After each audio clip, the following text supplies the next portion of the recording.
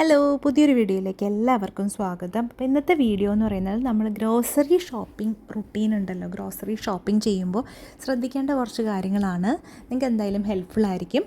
അപ്പോൾ ആദ്യത്തെ ഒരു കാര്യം എന്ന് പറയുന്നത് നമ്മളൊരു മാസ്റ്റർ ലിസ്റ്റ് ഉണ്ടാക്കുക എന്നുള്ളതാണ്. അപ്പോൾ നമ്മുടെ വീട്ടിലേക്ക് ആവശ്യമുള്ള എല്ലാ സാധനങ്ങളുടെയും വെജിറ്റബിൾസ് ആണെങ്കിലും പാൽ ഐറ്റംസ്, പിന്നെ പാൻട്രി ഐറ്റംസ്, അതുപോലെ ക്ലീനിങ് ഐറ്റംസ്, സ്നാക്സ്, ഇങ്ങനെയുള്ള എല്ലാ സാധനങ്ങളുടെയും ഒരു വലിയ ലിസ്റ്റ് ഉണ്ടാക്കുക.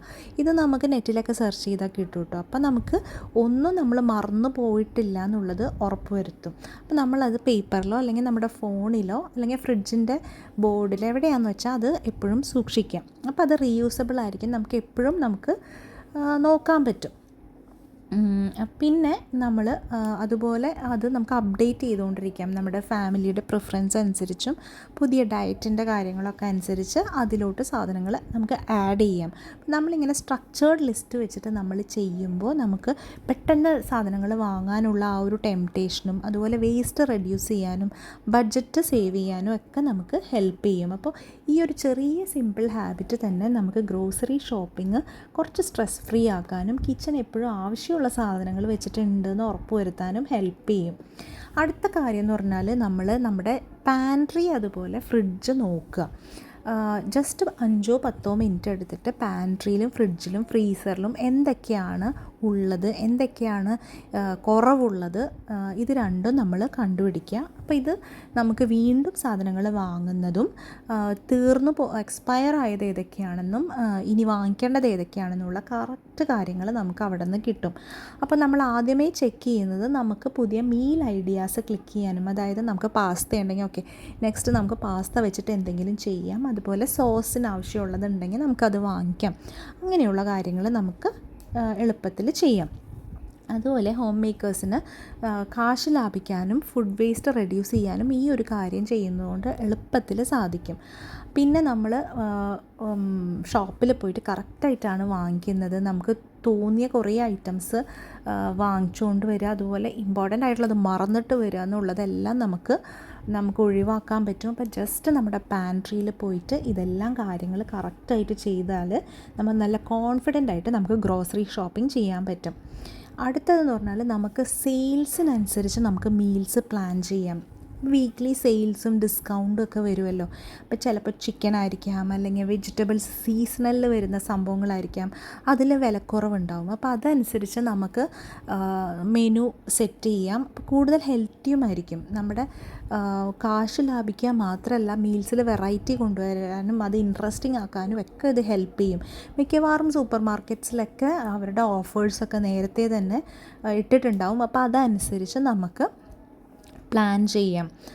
അപ്പോൾ അതൊരു വെറൈറ്റി കൊണ്ടുവരാനും പുതിയ മീൽസ് നമുക്ക് ട്രൈ ചെയ്യാനും ആ വീക്ക് നമുക്ക് അഫോർഡബിളായിട്ട് പോകാനും ഹെൽപ്പ് ചെയ്യും. അപ്പോൾ നമ്മുടെ ബഡ്ജറ്റ് നമുക്ക് നോക്കുകയും ചെയ്യാം, അതുപോലെ തന്നെ ക്വാളിറ്റി ആയിട്ട് സാധനങ്ങൾ കൊണ്ടുവരാനും പറ്റും. അപ്പോൾ ഈ ഒരു കാര്യം നമ്മൾ ചെയ്താൽ നമ്മുടെ മീൽസ് അടിപൊളിയായിട്ട് നമുക്ക് സെറ്റ് ചെയ്യാൻ പറ്റും. പിന്നെ നമുക്കൊരു വീക്ക്ലി ഷോപ്പിംഗ് ഡേ വെക്കുക.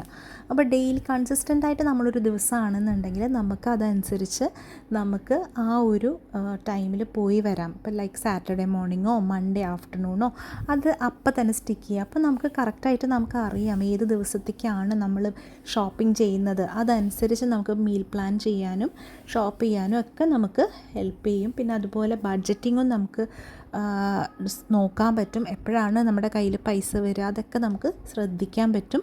അപ്പോൾ ലാസ്റ്റ് മിനിറ്റ് നമുക്ക് സൂപ്പർ മാർക്കറ്റിലോട്ട് ഓടി നമ്മുടെ കാശൊക്കെ കളയുന്നത് നമുക്ക് ഒഴിവാക്കാൻ പറ്റും. ഒരു സ്ട്രക്ചർ വരാനും അതുപോലെ കുട്ടികൾക്കും ഫാമിലി മെമ്പേഴ്സിനും എല്ലാം എന്തൊക്കെയാണ് കിട്ടുക എന്നുള്ളതിനെക്കുറിച്ചൊക്കെ ഒരു ഐഡിയ കൊണ്ടുവരാനും നമുക്കിത് ഹെൽപ്പ് ചെയ്യും. പിന്നെ മാക്സിമം നമ്മൾ ഒരേ ഷോപ്പിൽ തന്നെ പോകാൻ വേണ്ടി നോക്കുക. അപ്പം നമുക്ക് അറിയാവുന്ന ഷോപ്പാണെങ്കിൽ നമുക്ക് കൂടുതൽ സമയം ലാഭിക്കാൻ പറ്റും. കാരണം എവിടെയാണ് സാധനങ്ങൾ വെച്ചേക്കുന്നതെന്നെല്ലാം നമുക്ക് കറക്റ്റായിട്ട് അറിയാൻ പറ്റും. ഇപ്പം നമ്മൾ അവിടെ ഇവിടെ പോയി ഇതെവിടെയാണെന്ന് നോക്കി അത് അങ്ങനെ ടെൻഷനായി സ്ട്രെസ്സായി അതൊക്കെ നമുക്ക് ഒഴിവാക്കാൻ പറ്റും. പിന്നെ അതുപോലെ നമുക്ക് പ്രൈസും നമുക്ക് കൂടുതൽ നമ്മുടെ മെമ്മറിയിൽ സ്റ്റിക്ക് ചെയ്യും. കാരണം ഏത് ഷോപ്പിലാണ് കൂടുതൽ കാശ് കുറവ് അതും നമുക്ക് ഐഡൻറ്റിഫൈ ചെയ്യാൻ പറ്റും. അപ്പോൾ ചിലപ്പോൾ നമുക്ക് 2 സ്റ്റോറിലൊക്കെ ആയിട്ട് പോവാം. കാരണം ചിലത് ചിലത് നല്ല ഫ്രഷ് ആയിരിക്കും, ചിലത് നമുക്ക് ബൾക്കായിട്ട് കിട്ടും. അപ്പോൾ അതൊക്കെ ഒന്ന് നോക്കിയിട്ട് സെറ്റ് ചെയ്യുക. പിന്നെ ചില പ്രോഗ്രാംസിൽ എല്ലൊക്കെ നമ്മൾ ജോയിൻ ചെയ്യുവാണെങ്കിൽ നമുക്ക് ഡിസ്കൗണ്ടും ആ സ്റ്റോറിൻ്റെ മെമ്പർഷിപ്പൊക്കെ കിട്ടും. ഇപ്പോൾ നമുക്ക് മോർ എന്ന് പറഞ്ഞ സൂപ്പർ മാർക്കറ്റിലൊക്കെ 200 റുപ്പീസിന് മെമ്പർഷിപ്പ് എടുത്താൽ വെജിറ്റബിൾസിനൊക്കെ നല്ല ഡിസ്കൗണ്ട് ഉണ്ട്. അപ്പോൾ അങ്ങനെയൊക്കെ ഒരു എക്സാമ്പിൾ പറഞ്ഞതാണ്. അപ്പോൾ ഒരു സ്ഥലത്ത് തന്നെ നമ്മൾ ഷോപ്പ് ചെയ്താൽ ഇങ്ങനത്തെ കുറേ കാര്യങ്ങളുണ്ട്. നമുക്ക് പെട്ടെന്ന് തന്നെ ഷോപ്പിംഗ് തീർക്കാനും നമ്മുടെ റുട്ടീൻ എഫിഷ്യൻ്റായിട്ട് കൊണ്ടുപോകാനും പറ്റും. അപ്പോൾ നമുക്ക് ഈ ഒരു കൺസിസ്റ്റൻ്റായിട്ട് കാര്യങ്ങൾ ചെയ്തെടുക്കാനും പറ്റും. ഇനിയത്തെ കാര്യം നമ്മൾ സ്റ്റോറിൽ അറേഞ്ച് ചെയ്ത് വെക്കുന്നതനുസരിച്ച് ആ ഒരു രീതിയിൽ നമ്മൾ കറക്റ്റായിട്ട് നമ്മൾ ലിസ്റ്റ് ഗ്രൂപ്പ് ചെയ്യുക എന്നുള്ളതാണ്. അതായത് നമുക്ക് diaries, frozen items, pantry items അങ്ങനെ നമ്മൾ ഡിവൈഡ് ചെയ്തിട്ട് നമ്മുടെ ലിസ്റ്റ് ഉണ്ടാക്കുക. അപ്പോൾ തന്നെ നമുക്ക് ഒരുപാട് സമയം ലാഭിക്കും. ഇങ്ങനെ ലിസ്റ്റ് സ്പ്രെഡ് ചെയ്തിടാതെ ഓർഗനൈസ്ഡ് ആയിട്ടുള്ള ലിസ്റ്റ് എന്ന് പറഞ്ഞാൽ നമ്മുടെ സ്ട്രെസ്സ് കുറയ്ക്കാനും അതുപോലെ നമ്മൾ മറന്നു പോകാതിരിക്കാനും നല്ലതാണ്. അപ്പോൾ വേണമെങ്കിൽ നമുക്ക് പ്രിൻ്റ് ഔട്ട് എടുത്ത് ഒക്കെ കാര്യങ്ങൾ ചെയ്യാം, കുറേയും കൂടി നമുക്ക് ഈസി ആയിരിക്കും. അപ്പോൾ കിഡ്സിനായിട്ട് ഷോപ്പ് ചെയ്യുമ്പോഴും ഇത് അവിടെ ഇവിടെ കൂടി നടക്കുന്നത് നമുക്ക് ഒഴിവാക്കാൻ പറ്റും. ഷോപ്പിംഗ് കുറച്ചുകൂടി സ്മൂത്ത്, എഫിഷ്യൻ്റ് ആൻഡ് ഫോക്കസ്ഡ് ആയിട്ട് കൊണ്ടുപോകാൻ പറ്റും. എല്ലാം ഓർഡറിലാണെങ്കിൽ പെട്ടെന്ന് നമ്മുടെ കാര്യങ്ങൾ തീർക്കാനും പറ്റും. നല്ല സ്മാർട്ടായിട്ട് ഷോപ്പ് ചെയ്യാൻ പറ്റും. വീട്ടിൽ വരുമ്പോഴത്തേനും നല്ല അടിപൊളിയായിട്ട് എനർജറ്റിക് ആയിട്ട് മീൽ പ്രിപ്പറേഷനും ബാക്കി കാര്യങ്ങളൊക്കെ ചെയ്യാൻ പറ്റും. പിന്നെ ഒന്ന് ബഡ്ജറ്റ് ഒന്ന് ശ്രദ്ധിക്കുക. നമ്മൾ എത്ര സ്പെൻഡ് ചെയ്യണം എന്നുള്ളത് ഒന്ന് നേരത്തെ സെറ്റ് ചെയ്ത് വെക്കുക. അപ്പോൾ ആദ്യമേ നമ്മൾ സ്പെൻഡ് ചെയ്യുന്നത് ഒരുപാട് ആക്കാതെ നമുക്ക് ചെയ്യാൻ പറ്റും. ആവശ്യമില്ലാത്ത സാധനങ്ങൾക്ക് കാശ് കളയാതെ. അപ്പോൾ ആവറേജ് വീക്കിലി നമുക്ക് എത്ര വരും എന്നുള്ളത് നമ്മൾ നേരത്തെ തന്നെ നോക്കുക, റിയലിസ്റ്റിക് ആയിട്ട് തന്നെ നമുക്ക് നോക്കുക. അപ്പോൾ ആ ഒരു ബഡ്ജറ്റിങ് നമുക്ക് ആവശ്യമുള്ള ഏറ്റവും ഇമ്പോർട്ടൻ്റ് ആയിട്ടുള്ള കാര്യങ്ങളിൽ നമുക്ക് കാശ് കൊടുക്കുക എന്നുള്ളതും. അപ്പോൾ അത് കറക്റ്റായിട്ട് അങ്ങനത്തെ സ്റ്റോഴ്സ് ഐഡൻറ്റിഫൈ ചെയ്ത് ബൾക്കായിട്ട് വാങ്ങിക്കുന്നത് കറക്റ്റായിട്ട് വാങ്ങിക്കുക. അപ്പോൾ അത് കറക്റ്റായിട്ട് നമ്മൾ ബഡ്ജറ്റ് ചെയ്താൽ നമ്മുടെ സ്ട്രെസ്സ് കുറയും. അതുപോലെ നമുക്ക് കൂടുതൽ നമ്മുടെ ഫിനാൻസ് നന്നാവുമ്പോൾ നമുക്കൊരു കോൺഫിഡൻസ് വരികയും ചെയ്യും അല്ലേ. പിന്നെ കാശായിട്ട് തന്നെ എടുക്കാൻ നോക്കുക. നമ്മൾ കാർഡായിട്ട് എടുക്കുമ്പോൾ നമ്മൾ ചുമ്മാ അങ്ങ് സ്പെൻഡ് ചെയ്യാൻ ചാൻസ് ഉണ്ട്. അപ്പോൾ കാശായിട്ട് കൊടുക്കുകയാണെങ്കിൽ നമുക്കത് കറക്റ്റായിട്ട് നമ്മുടെ മൈൻഡിലുണ്ടാവും. അപ്പോൾ ഒരു ക്ലിയർ ബഡ്ജറ്റിൽ നമ്മൾ ഷോപ്പിംഗ് ചെയ്യുവാണെങ്കിൽ നമ്മളുടെ എക്സ്പെൻസ് നമ്മൾ പ്ലാൻ ചെയ്ത പോലെ തന്നെ കൊണ്ടുപോകാൻ വേണ്ടിയിട്ട് നമുക്ക് പറ്റും. പിന്നെ റീയൂസബിൾ ബാഗ്സും കണ്ടെയ്നേഴ്സും ഒക്കെ യൂസ് ചെയ്യുക. ഇപ്പം നമ്മൾ പൊതുവേ അങ്ങനെയാണ്, നമ്മൾ ഷോപ്പിംഗ് ബാഗ് കൊണ്ടുപോയിട്ടാണല്ലേ പണ്ടത്തേലും നമ്മൾക്ക് കാര്യങ്ങൾ. അതുപോലെ കണ്ടെയ്നേഴ്സും എല്ലാം നമ്മൾ കയ്യിൽ കരുതുക. അത് നമ്മുടെ എൻവയോൺമെൻറ്റിനും നല്ലതാണ്. അതുപോലെ എന്താ പറയുക, നമുക്ക് ഈ ഗ്രോസറീസും കാര്യങ്ങളൊക്കെ അതിലാക്കി കൊണ്ടുവരാമല്ലോ. പിന്നെ വേണമെങ്കിൽ ഫ്രൂട്ട്സിനൊരു ബാഗ്, വെജിറ്റബിൾസിന് അങ്ങനെ വേണമെങ്കിൽ അങ്ങനെ വെക്കാം. പിന്നെ ഹെവി ഐറ്റംസ് അങ്ങനെയും നമുക്ക് സെറ്റ് ചെയ്യാം. ചിലപ്പോൾ വേണമെങ്കിൽ ഫ്രോസൺ ഫുഡ്സിനൊക്കെ നമുക്ക് ഇൻസുലേറ്റഡ് ബാഗ്സ് കിട്ടും. അപ്പോൾ ഇതൊക്കെ നമ്മൾ കറക്റ്റായിട്ട് സെറ്റ് ചെയ്യുകയാണെന്നുണ്ടെങ്കിൽ നമുക്ക് ഈസി ആയിട്ട് സാധനങ്ങൾ വാങ്ങിച്ചു കൊണ്ടുവരാൻ പറ്റും. പിന്നെ അത് കുറച്ച് എക്കോ ഫ്രണ്ട്ലിയാണ്, നമ്മുടെ എൻവയോൺമെൻറ്റിനെ ഹെൽപ്പ് ചെയ്യും.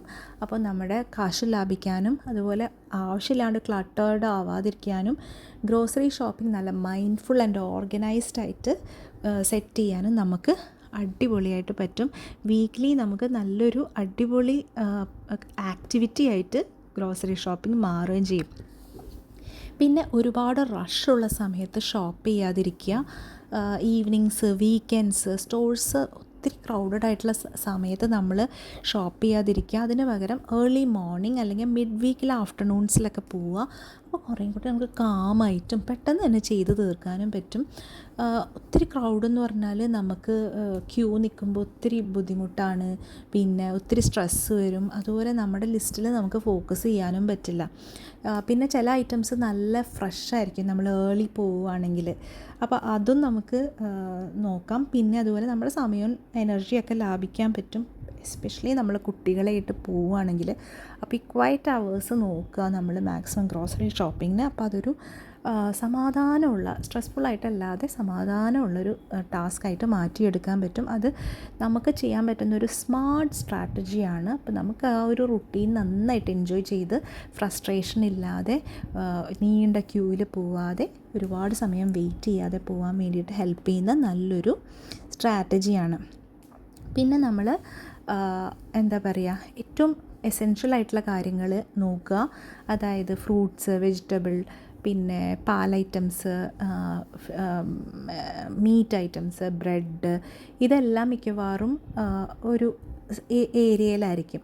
അപ്പോൾ നമ്മൾ അത് ആദ്യം ആ ഒരു ഏരിയയിൽ ആദ്യം നമ്മൾ ഷോപ്പ് ചെയ്യുക.